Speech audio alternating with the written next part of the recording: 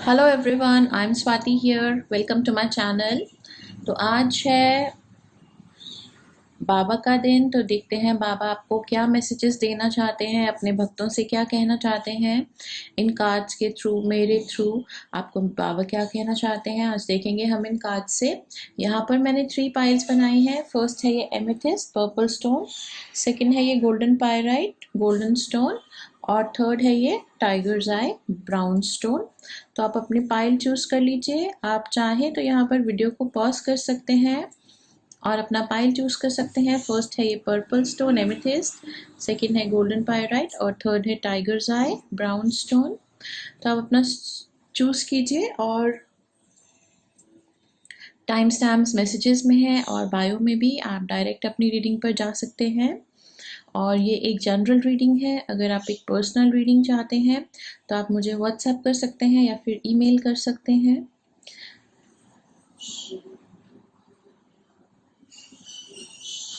Okay, तो I hope आपने pile choose कर लिया होगा। मैं स्टार्ट करती हूँ पाइल नंबर 1 से, एमेथिस्ट से।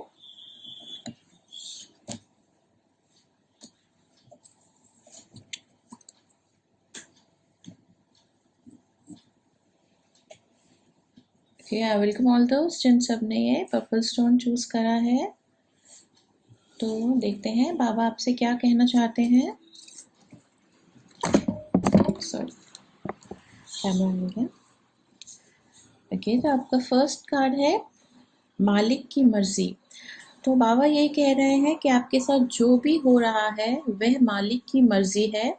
मुस्कुराते हुए उसमें से गुजर जाइए। ओके, तो इस वक्त जो भी आपके साथ हो रहा है, मे बी लाइफ में कुछ अच्छा कुछ बुरा, life is a mixture of good and bad. तो जो भी आपके साथ हो रहा है शायद वो इतना प्लीजिंग, इतना पॉजिटिव नहीं होगा, लेकिन कुछ ना कुछ बाबा की इंटेंशन ज़रूर होगी जो आपको ये सब कुछ फेस करना पड़ रहा है। जो नेक्स्ट कार्ड है आपका वो है विपुलता, यानी कि पेशेंस। तो बाबा कह रहे हैं कि आप काफ़ी बैलेंस्ड वे से अपनी प्रॉब्लम को डील कर रहे हैं। काफ़ी अच्छे से खुद को, सिचुएशन को और लोगों को टैकल करने की आप पूरी पूरी कोशिश कर रहे हैं और आपको अपनी पेशेंस का फुल अवार्ड मिलेगा। जैसे यहाँ पर हम एक पौधे को पानी देते रहते हैं जब तक वो फल और फूल नहीं देता, लेकिन एक ना एक दिन ज़रूर आता है जब आपका उसको दिया हुआ हर प्यार, हर एक्शन फ्रूट देता है, आपको पॉजिटिविटी मिलने लग जाती है फिर। और ऐसे भी कहते हैं जब कोई बहुत बड़ा काम आप कर रहे हो तो उसमें थोड़ा टाइम लगता है। जैसे आप सीजनल फ्लावर्स लगाते हैं तो वो विद इन 10 डेज फ्लावर्स आ जाते हैं, पर वो फ्लावर्स भी कुछ दिनों के लिए ही होते हैं। लेकिन जब आप आम का पेड़ लगाते हैं तो फल आने में कुछ साल लग जाते हैं, लेकिन फिर हर साल वो अपना फल आपको देता है। तो जो भी आप लाइफ में फेस कर रहे हैं, आप काफ़ी अच्छे से खुद को मैनेज कर रहे हैं, तो आप पेशेंस रखिएगा और आपकी प्रॉब्लम सॉल्व ज़रूर होंगी। जो आपका थर्ड कार्ड है वो कह रहा है things are not as they appear. तो बाबा कह रहे हैं कि आप नेगेटिव मत होइए, सब कुछ अच्छा ही होने वाला है। अगर आपको इस वक्त आशा की किरण नहीं दिख रही है या धीरे धीरे से इम्प्रूवमेंट आती दिख रही है, तो बहुत जल्द ही आपका जो भी प्रॉब्लम है वो सॉल्व होगी, आपको फुलफिलमेंट मिलेगी, सक्सेस मिलेगी। यही बाबा का संदेश है आपके लिए। बाबा का नाम लेते रहिए और उसमें विश्वास अपना बनाए रखिए। बाबा हमेशा आपके साथ हैं और सब देख रहे हैं, वो आपकी हेल्प ज़रूर करेंगे। इनफैक्ट उन्होंने आपके लिए कुछ ऐसा प्लान बनाया है जो अभी आपको समझ नहीं आएगा। ये कार्ड ही कहता है things are not as they appear. तो कुछ ना कुछ अच्छा बहुत जल्द ही आपके साथ होने वाला है। विश्वास अपना बनाए रखिएगा। ओके, बाबा की गुड विशेस आपके साथ है। और अगर आपको रीडिंग रेजोनेट करी है तो कमेंट ज़रूर करिएगा और लाइक और सब्सक्राइब भी कीजिएगा। Thanks for being here. मिलते हैं फिर अगली रीडिंग में। तब तक अपना ध्यान रखिएगा। Bye bye, take care.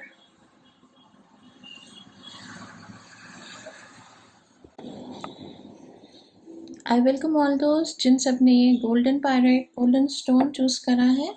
तो देखते हैं बाबा क्या कहना चाहते हैं आपसे। तो बाबा आपको कह रहे हैं कि ज़रूरतमंदों की सहायता कीजिए। श्रद्धा और परोपकार यही आत्मोद्धार का निश्चित मार्ग है। ओके, तो बाबा ने आपको बहुत कुछ दिया है, आप बहुत ब्लेस्ड हैं और बहुत से ऐसे लोग हैं जिनको आपकी हेल्प की ज़रूरत है, तो उन लोगों की हेल्प कीजिए, चाहे थोड़ी हेल्प कीजिए, मगर कुछ ना कुछ लोगों की हेल्प ज़रूर कीजिए, उन्हें खाने को दीजिए, उन्हें कपड़े दीजिए, जो भी अपना आपका फाइनेंशियल स्टैंडिंग है, जो भी आपका सामर्थ्य है, जितना भी आप कर सकते हैं उस हिसाब से ज़रूर कीजिएगा। हफ्ते में एक दिन चाहे आप थर्सडे बना लीजिए, चाहे आप संडे बना लीजिए, कुछ ना कुछ थोड़ा ज़्यादा जितना आप कर सकते हैं उतना दान ज़रूर कीजिएगा। कुछ ना हो तो 2-3 ब्रेड लेकर ही गरीबों में दे दीजिएगा, बिस्किट्स के पैकेट्स दे दीजिएगा, जो भी आप कर सकते हैं, जो आपको कन्वीनियंट लगता है और भार नहीं लगता है, वही अच्छा दान माना जाता है, जो आपके दिल पे, आपके दिमाग पे भार नहीं लगना चाहिए, ना ही इमोशनली और ना ही आपको ज़्यादा मेहनत अगर आपको लगती है बहुत ज़्यादा, तो उसका कोई ऐसा ऑल्टरनेट ढूँढिएगा कि आप लोगों की हेल्प भी कर सकें और आपको उसमें आनंद भी आए, मज़ा भी आए। एक्चुअल हेल्प वही होती है जब हेल्प करने के बाद हम बहुत हैप्पी और एलिवेटेड खुद को फील करते हैं, तो that is basically helping somebody, you know. अगर आपको हेल्प करने के बाद ऐसा लग रहा है कि मेरा बहुत एफर्ट लग गया, तो that is not the correct thing. तो थोड़ा इस तरह से हेल्प कीजिएगा कि आपको भी कंफर्टेबल रहे और लेने वाले को भी कंफर्टेबल रहे। और नेक्स्ट कार्ड है आपका जीवन की पुस्तक। जिंदगी में कुछ बुरे अध्याय हो सकते हैं, मात्र अच्छे अध्याय आना निश्चित है। छोटे मोटे अप्स एंड डाउन्स लाइफ में लगे ही रहते हैं, like it is a process of day and night. Night comes तो फिर डे आना भी एक, you know, it is law of nature. तो जब अच्छे दिन आते हैं तो कुछ ना कुछ हो सकता है, कभी कुछ बुरे दिन भी आ जाए, मगर अच्छे दिनों की फिर से वेट करनी चाहिए। अच्छे दिनों में आप अपनी पॉजिटिविटी को, अपनी जॉय को, अपनी हैप्पीनेस को जो भगवान आपको देता है उसको बांटिए, क्योंकि अच्छाई बांटने से बढ़ती है, पॉजिटिविटी बांटने से बढ़ती है, जॉय बढ़ता है बांटने से।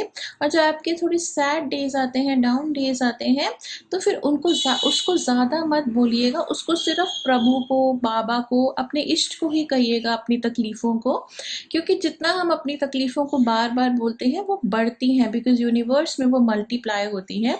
इसलिए अपनी प्रॉब्लम्स और तकलीफ़ों को पेशेंस के साथ उनका वे आउट निकालिए, उनको बार बार रिपीट मत कीजिए, या बाबा को दे दीजिए अपनी मुश्किलों को, अपने इष्ट को दे दीजिए, सरेंडर कर दीजिए और उन्हें बोलिए मेरी हेल्प कीजिए पॉजिटिविटी की तरफ जाने में। आपका नेक्स्ट कार्ड कहता है there is a deeper reason for each of your question, seek it. तो हो सकता है कि आजकल आपके दिमाग में कुछ क्वेश्चंस आ रहे हों कि ऐसा क्यों हो रहा है, ऐसा क्यों नहीं हो रहा है।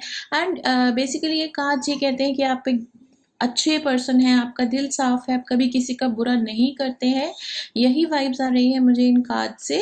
तो कई बार आपको लगता है कि फिर आपके साथ बुरा क्यों होता है, when you are a well wisher, you know, for everybody around you. कोई आपके साथ बुरा भी करता है तो आप उसको कभी बुरा बोलते नहीं है ना, आप सफ़र कर जाते हैं।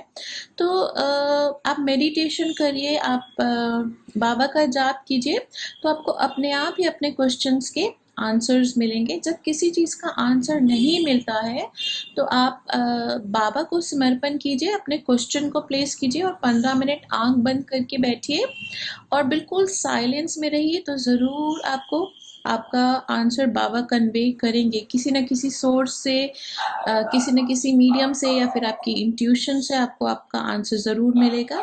बाबा की ब्लेसिंग्स आपके साथ है, हमेशा खुश रहिए। के have a great day, have a great week ahead. मिलते हैं फिर अगली रीडिंग में, अपना ध्यान रखिएगा। थैंक्स फॉर बीइंग हियर, और हाँ, प्लीज़ लाइक और सब्सक्राइब ज़रूर कीजिएगा। Okay, take care of yourself. I welcome all दोस्त जिन सब ने brown stone tiger's eye choose करा है, मैं आप सबको वेलकम करती हूँ इस रीडिंग में।